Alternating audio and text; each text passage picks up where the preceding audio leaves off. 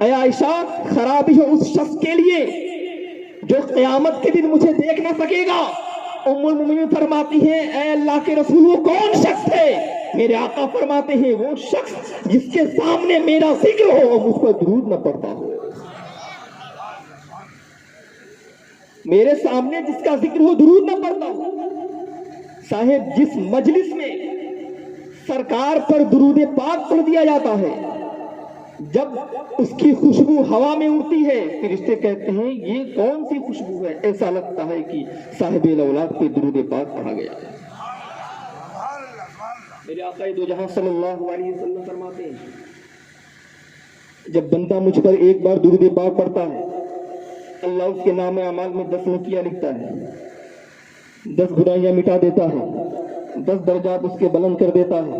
پھر میرے آقا فرماتے ہیں جس نے 10 مرتبہ پڑھا اس کے 100 گناہ مٹا دیے جاتے ہیں، اس کی 100 نیکیاں لکھی جاتی ہیں، اس کے 100 درجے بلند کر دیے جاتے ہیں۔ میرے آقا فرماتے ہیں جس نے 100 مرتبہ درود پاک پڑھا اس کے نام اعمال میں 1000 نیکیاں لکھی جاتی ہیں، 1000 برائیاں مٹا دی جاتی ہیں، 1000 درجے بلند کر دیے جاتے ہیں۔ پھر میرے آقا فرماتے ہیں جس نے اپنی پوری زندگی روزانہ 1000 درود پاک پڑھا اس وقت تک دنیا سے نہیں جا سکتا جب تک نہ ٹھکانہ جنت میں نہ دیکھے، جب تک اپنا ٹھکانہ جنت میں نہ دیکھ لے اس وقت تک دنیا سے نہیں جا سکتا۔ ایک بہت بڑے عالم تھے، بس ذہن بنا رہا ہوں آپ کا، ایک بہت بڑے عالم تھے، کتابیں لکھتے رہے۔ جب انتقال کر گئے لوگوں نے پوچھا ما فعل اللہ بک، اللہ نے آپ کے ساتھ کیا معاملہ کیا؟ فرمایا میری 2 انگلیوں کے درمیان مغفرت کر دی گئی، 2 انگلیوں کے درمیان میری بخشش۔ کہا کیا کتابیں لکھی اس وجہ سے؟ کہا نہیں، بلکہ جب کتابیں لکھتا نبی کا نام آ جاتا درود پاک بھی پڑھا کرتا، درود پاک لکھا کرتا، اللہ اسی کے سب سے میری مغفرت فرما دی ہے۔ پڑھے بابا سے بلند اللہم صلی علی سیدنا مولانا محمد بارک وسلم صلو علیہ صلاۃ و سلام علیک یا رسول اللہ صلی اللہ تعالی علیہ وسلم۔ اللہ جل شانہ کلام پاک میں ارشاد فرما رہا ہے وعباد الرحمن الذین یمشون علی الارض ہونا واذا خاطبهم الجاہلون قالوا سلاما۔ رحمان کے بندے جب زمین پہ چلا کرتے ہیں اپنے قدم کو آہستہ رکھتے ہیں، اور جب کسی جاہل سے ہم کلام ہونا ہوتا ہے تو سلام کہہ کے گزر جاتے ہیں، ان سے الجھتے نہیں ہیں۔ اور پھر ان کے بارے میں رب فرما رہا ہے والذین یبیتون لربہم سجدا وقیاما، جن کی رات سجدے اور قیام کی حالت میں گزرتی ہے۔ آئیے کلام مقدس میں اللہ تبارک و تعالیٰ نے ولی کی شان کئی مقامات پہ بیان کیا۔ کہیں ارشاد ہوتا ہے ان اولیاء الا المتقون، اولیاء تو پرہیزگاری ہوا کرتے ہیں۔ پھر فرمایا نحن اولیاؤکم فی الحیات الدنیا وفی الآخرہ، کہ ہم اولیاء کے دنیا اور آخرت میں مددگار ہیں۔ پھر ارشاد ہوتا ہے الا ان اولیاء اللہ لا خوف علیہم ولا هم يحزنون الذین آمنوا وکانوا یتقون، بے شک اللہ کے ولی کو نہ کوئی خوف ہوتا ہے نہ کوئی غم، بلکہ وہ ایماندار اور متقی ہوا کرتے ہیں۔ آئیے میں بتاؤں ولی کی پہچان کیا ہے۔ آج کا زمانہ تو ایسا ہے صاحب کہ ہر مرید اپنے پیر کو ولی ثابت کر رہا ہے، ہر مرید اپنے پیر کو ولی بنا رہا ہے۔ پہلے تو یہ ہوتا تھا جسے سرکار غوث اعظم ولی کہتے تھے وہ ولی ہوتا تھا، جسے غری نواز کہتے تھے یہ میرا ولی ہے وہ ولی ہوتا تھا۔ پہلے کے ولی ولی بناتے تھے، لیکن آج مرید اپنے پیر کو ولی بنا رہا ہے۔ ہر ولی پیر ہے، ہر ولی پیر ہے، لیکن یہ ضرور نہیں کہ ہر پیر ولی ہو۔ ہر پیر ولی ہے، لیکن یہ ضروری نہیں کہ ہر پیر ولی ہو۔ اسلام کے شہزادوں ان پیران نظام میں جو واقعی پیر ہیں صحیح معنوں میں، انہی کا لبادہ لوڑ کر کچھ لوگ لوگوں کو گمراہ کرتے ہوئے نظر آتے ہیں۔ آپ پہچانیے کہ پیر کسے کہتے ہیں۔ میرے آقا فرماتے ہیں वली की पहचान तो ये है जिसका चेहरा देखा जाए तो खुदा याद आ जाए। वली की पहचान ये है जिसका चेहरा देखा जाए तो खुदा याद आ जाए। साहिब मिशकात में एक हदीस पाक को नकल किया, फरमाते हैं मेरे आकाए दो जहां सल्लल्लाहु ताला अलैहि वसल्लम, अल्लाह के नेक बंदे जमीन पे ऐसे हैं जिनके बाल तो बिखरे हुए हैं, लिबास तो मैले हैं, चेहरे पे गर्द आलूद है, लेकिन अगर रब की बारगाह में कसमें जब दे देते हैं अल्लाह उनकी कसमें पूरा फरमा देता है। अल्लाह उनकी कसमों को पूरा फरमा देता है। आज तो हर मुरीद यही चाहता है ना साहिब कि मेरा पीर जो है वली हो जाए, मेरा पीर वली चाहता है। वक्त के राबिया बसरिया बहुत बड़ी वलिया गुजरी है, इतनी बड़ी वलिया जिनके तवाफ के लिए काबा गया था। एक मरतबा वो दरिया के किनारे से जा रहे, क्या देखा कि एक अल्लाह का वली पानी पे मुसल्ला बिछा के नमाज अदा कर रहा है। देख कर उन्हें जलाल आ गया, फौरन अपने मुसल्ले को हवा में बिछा लिया। पानी पर तो इंसान किसी तरह खड़ा हो सकता है, लेकिन हवा में रुकना बहुत मुश्किल है। तब तक अल्लाह के वली कदमों में गिर गए, कहा आप तो मुझसे बड़ी बलियां मालूम होती। कहा अल्लाह के नेक बंदे, जो आप काम कर रहे हैं, पानी में मुसल्ला बिछा के नमाज अदा कर रहे हैं, ये एक मछली भी कर सकती है। मैं जो काम कर रही हूं, हवा में मुअल्लक हूं, एक परिंदा भी कर सकता है। हमें करना वो चाहिए, न परिंदा कर सकता हो न मछलियां कर सकती है, वो है शरीयत मुस्तफा पे अमल करना, वो है शरीयत मुस्तफा पे अमल करना। ये सबसे मुश्किल काम है। आज तो हमारा माशरा इतना बिगड़ता जा रहा है, इतना बिगड़ता जा रहा है। ये पीर हकीकत में पीर नहीं, ये पैर है, इल्ला माशाअल्लाह, हकीकत में पैर है। ये कौम को लूटना चाहते हैं, लूटना चाहते हैं, बर्बाद करना चाहते हैं। सरकार निजामुद्दौला औलिया फरमाते हैं कि उस पीर को उस वक्त मुरीद करना जायज नहीं जब तक उसे यकीन ना हो कि अपने मुरीद को खुदा तक पहुंचा दो।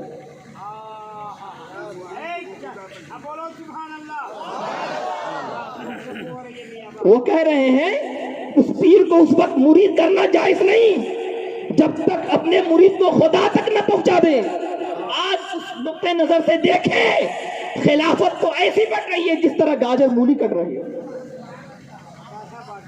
जिस तरह पहले जो खिलाफत अल्लाह के वली देते थे, पहले उसको वली बनाते, तब तक खिलाफत अदा की जाती, उससे पहले खिलाफत नहीं अदा की जाती। आज देखिए जिस तरह खिलाफत मिल रहा है, अगर पैसा हो ना मुरीद के पास तो फौरन खिलाफत मिल जाती है। अल्लाह अकबर, ये हमारा हाल। पहले पीर को पहचाने साहिब सद्दुश्शरिया ने, आला हजरत ने फतवा रज़विया में नकल किया है कि 4 शर्तें हैं पीर को पहचानने के लिए। 4 शर्तें हैं पीर को पहचानने के लिए। नंबर 1 देखें, सुन्नी सही अकीदा है कि नहीं। अगर बदअकीदा हो तो ईमान भी हाथ से जाएगा। उसका सिलसिला मिल रहा है कि नहीं, तो फासिक मौलिन तो नहीं है। फिर लिखते हैं आखिर में कि इतना इल्म रखता हो कि जरूरत की मसाइल अपनी किताबों से निकाल दे, जरूरत की मसाइल किताबों से निकाल ले, वरना खुद भी गुमराह होगा, अपने मुरीदों को भी गुमराह करेगा। इस उसूल के नजर में अपनी पीर को तलाशिए, कहीं फासिक मौलिन तो नहीं, कहीं बेनमाजी तो नहीं, कहीं जमात का तो छोड़ने वाला नहीं, कहीं उसका सिलसिला नसब जो है मिल तो नहीं, कट तो नहीं गया है, कहीं वो है वो शख्स जिससे आप मुरीद हो रहे हैं वो आदमी इतना इल्म तो नहीं रखता है। आलिम होना भी जरूरी है, इतना जान लीजिए, तब आप मुरीद हुए, तब आप कामयाब हो पाए, तभी आपको वो सही मानों में शरीयत की बातें बता सकता है। ورنہ پھر تو گمراہی گمراہی نظر آئے گی۔ آئیے دیکھیے جس نسبت سے یہ جلسہ قائم ہو رہا ہے نا، یہ اس ولی کا جلسہ ہے کہ اپنے مرید کو جو خلفاء میں سے ہیں اس وقت تک خلافت نہیں عطا کرتے تھے سرکار تیغ علیہ رحمہ، اس وقت خلافت نہیں عطا کرتے جب تک سرکار غوث اعظم خواب میں آ کر نہ کہتے کہ آپ فلاں کو خلافت دے دیجیے۔ سرکار تیغ علی کا عالم وہ ہے، اتنے پاور بزرگ ہیں کہ اس وقت تک کسی کو خلافت نہیں دیتے جب تک سرکار غوث اعظم آ کے نہیں کہتے کہ آپ فلاں کو خلافت دے دیجیے۔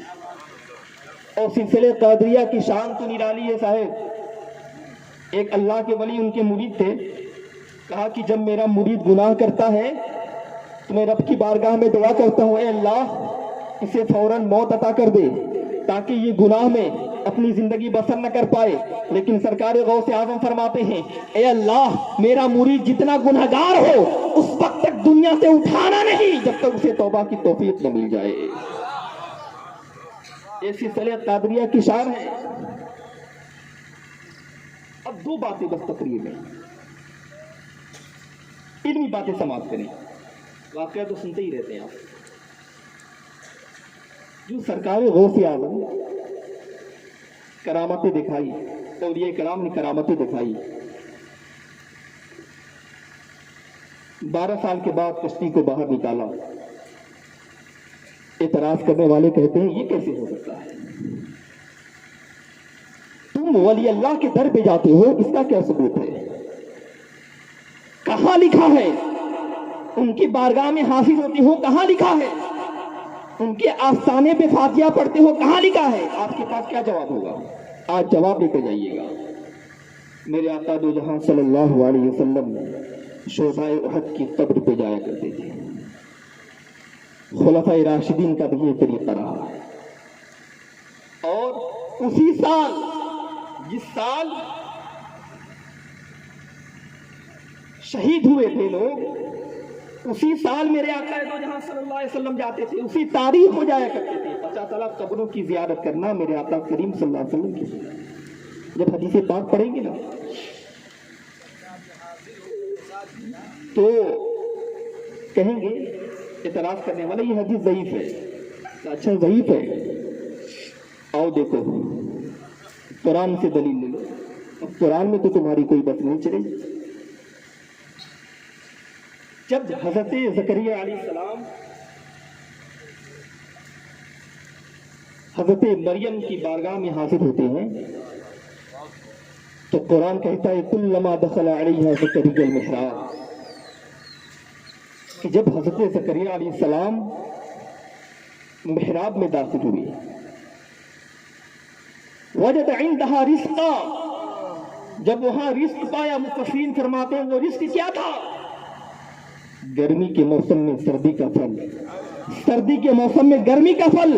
تو کہا قالت یا مریم انا لکی ھذا، اے مریم یہ کہاں سے؟ حضرت مریم کہنے لگی قالت هو من عند اللہ، یہ میرے رب کی جانب سے ہے۔ ان اللہ یرزق من یشاء بغیر حساب، بے شک اللہ جسے رزق عطا کرتا ہے بے حساب عطا کرتا ہے۔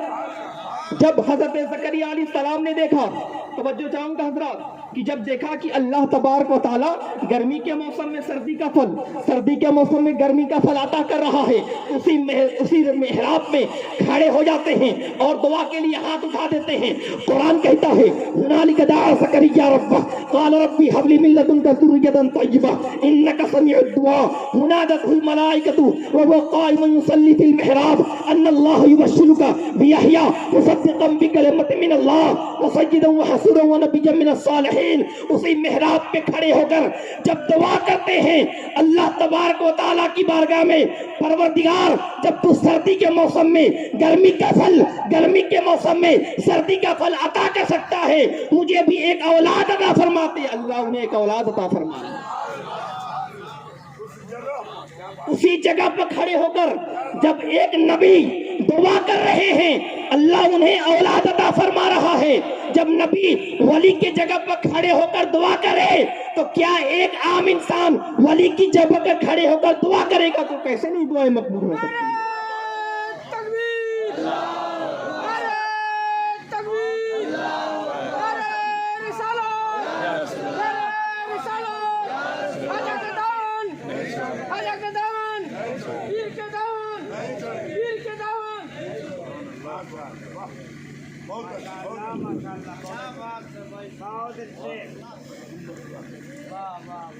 حضرات آج دلیل لے کے جائیں اور بتا دینا، قرآن کھول کے دیکھ لو، قرآن کہہ رہا ہے اسی محراب میں کھڑے ہو کے جب دعا کر رہے ہیں اللہ انہیں اولاد عطا فرما رہا ہے، تو جب ہم ولی کی بارگاہ میں جا کر دعا کریں گے تو ہماری دعائیں کیوں نہ مقبول؟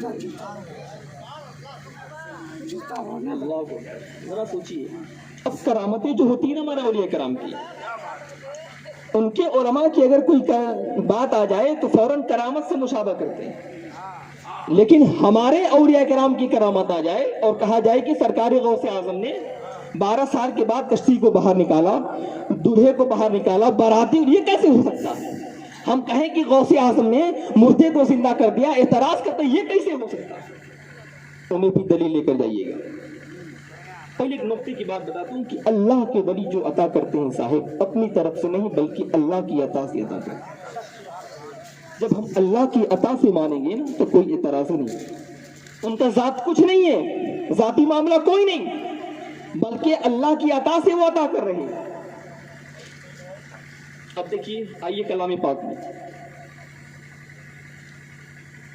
حضرت سلیمان علیہ السلام، پارہ نمبر 19 سورہ نمل، اٹھا کے دیکھ لیجئے گا۔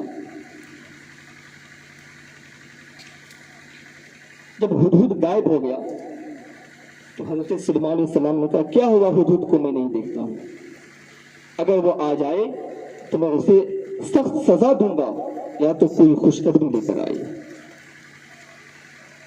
ہدہد آیا، آنے کے بعد کہا میں نے ایک بلقیس نام کی عورت کا تخت دیکھا ہے، بہت شاندار وہ تخت ہے، بہت بڑا ہے۔ تو حضرت سلیمان علیہ السلام نے کہا، وہاں جنات تمام لوگ موجود تھے، تو کہا کیا ہے کوئی ایسا آدمی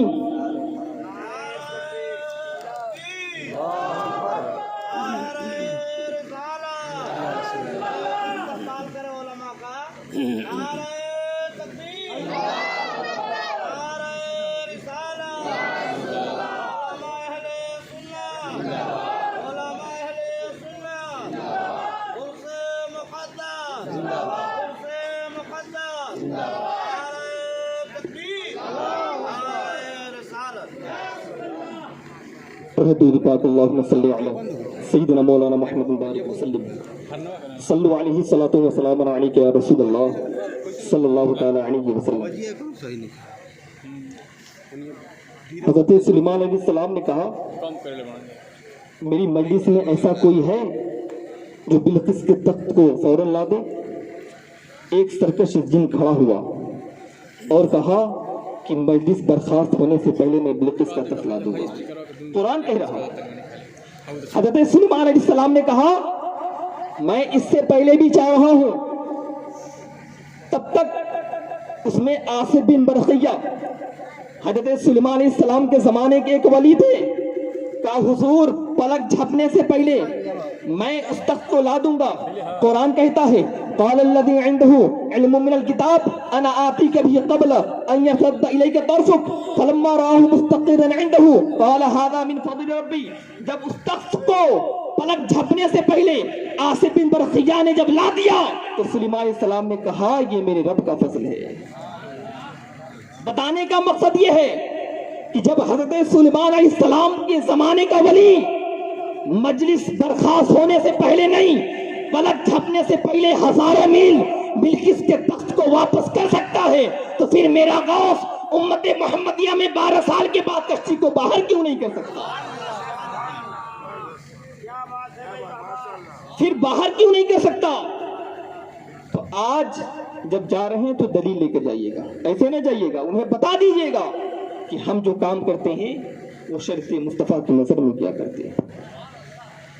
درود پاک پڑھیں. اللہم صلی علی سیدنا مولانا محمد بارک وسلم صلی اللہ علیہ صلاۃ و سلام علیک یا رسول اللہ صلی اللہ تعالی علیہ وسلم.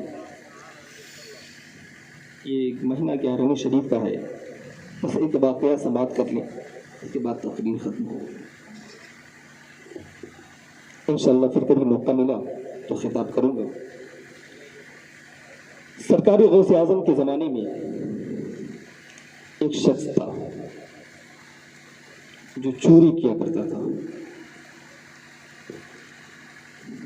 سرکار غوث اعظم کی بارگاہ میں آیا اور کہا, حضور میں آپ سے مرید ہونا چاہتا ہوں. حضور میں آپ سے مرید ہونا چاہتا ہوں, لیکن میری 2 شرط ہے. پہلی شرط کہ میں چوری کرنا کبھی نہیں چھوڑوں گا. دوسری شرط یہ ہے کہ میں کبھی نماز نہیں پڑھوں گا. سرکار غوث اعظم نے کہا, استغفر اللہ لا حول ولا قوت الا باللہ. کیسی بات کرتے ہیں؟ کہا یہ دربار غوث اعظم ہے.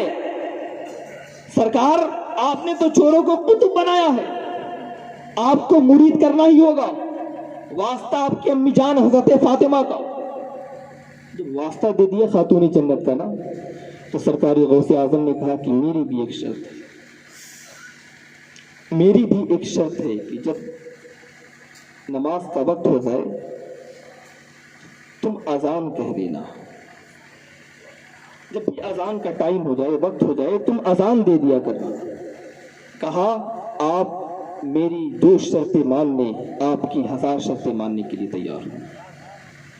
صاحب وہ پیروں کے پیر سرکار غوث اعظم تھے, وہ بنانا جانتے تھے اپنے مرید کو. کاش آج کا پیر یہ کہہ دیتا کہ پہلے نماز پڑھ لو, پہلے 40 دن نماز ادا کرو, اذانیں دو, تب میں تمہیں مرید کروں گا. کاش آج پورا نظام بدل جائے.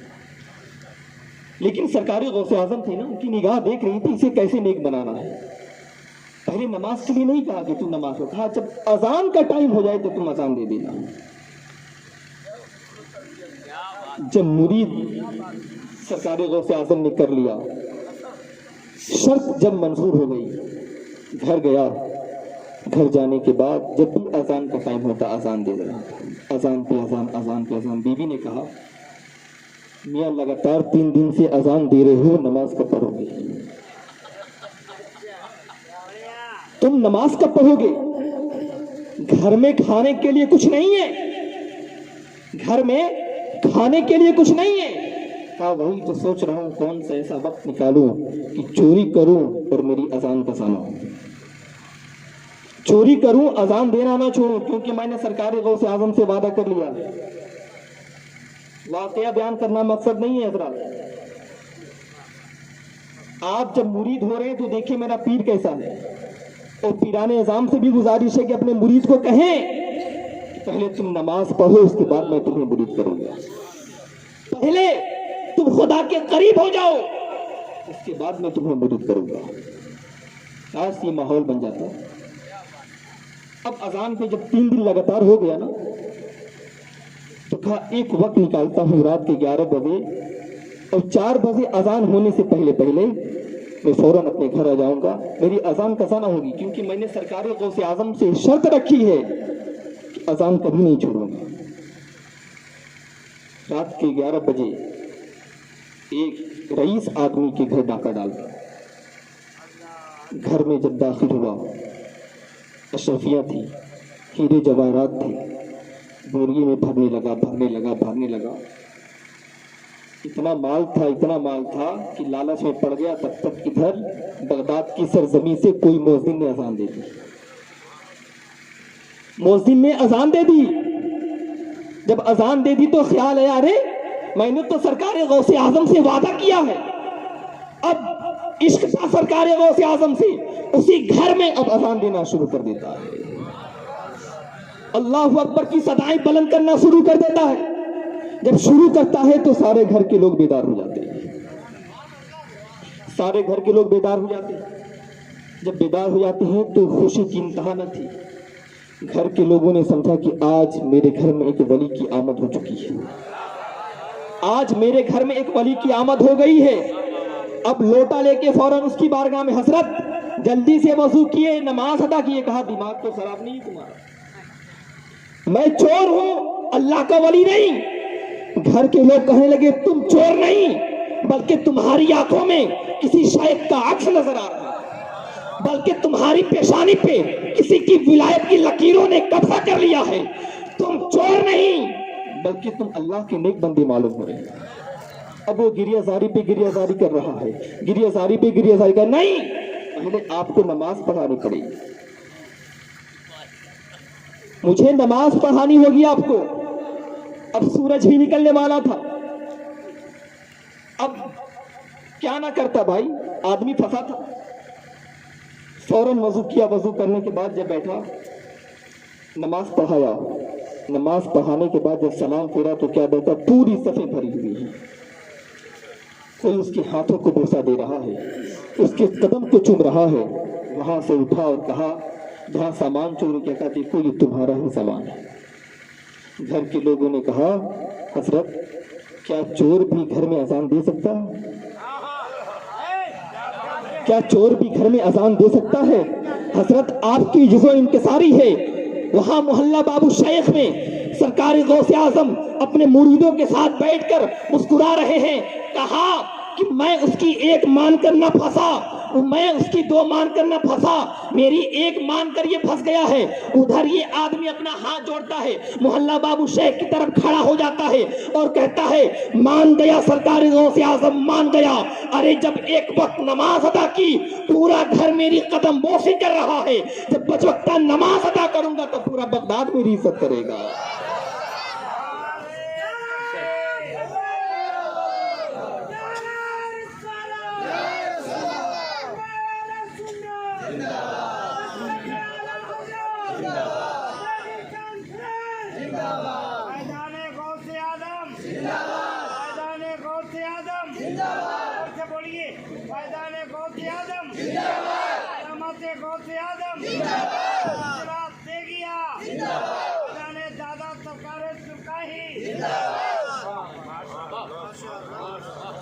صاحب کہا کہ جب ایک وقت نماز ادا کی تو پورا گھر احترام کر رہا ہے، اگر پانچ وقتہ نماز ادا کرنا شروع کر دوں تو پورا بغداد میرا احترام کرنا شروع کر دے گا۔ آپ بھی اس اللہ کے ولی کے بز میں آئے ہیں، آپ بھی یہ ٹھان لیں کہ آج کے بعد میری نمازیں قضا نہ ہو، آج کے بعد میں جھوٹ نہ بولوں گا۔ قسم اللہ کی اگر آپ یہ عہد کر لیں تو یہ پورا جلسہ کامیاب ہو جائے گا، پورا جلسہ کامیاب ہو جائے گا۔ کسی شاعر نے کیا خوب کہا ہے، نگاہ ولی میں تاثیر دیکھی، بدلتی ہزاروں کی تقدیر دیکھی۔ اللہ رب العزت کی بارگاہ میں دعا ہے ہمیں اور آپ سب کو اپنے ولیوں کی نقش قدم پر چلنے کی توفیق عطا فرمائے۔ وما علینا الا البلاغ۔ السلام علیکم ورحمۃ اللہ وبرکاتہ۔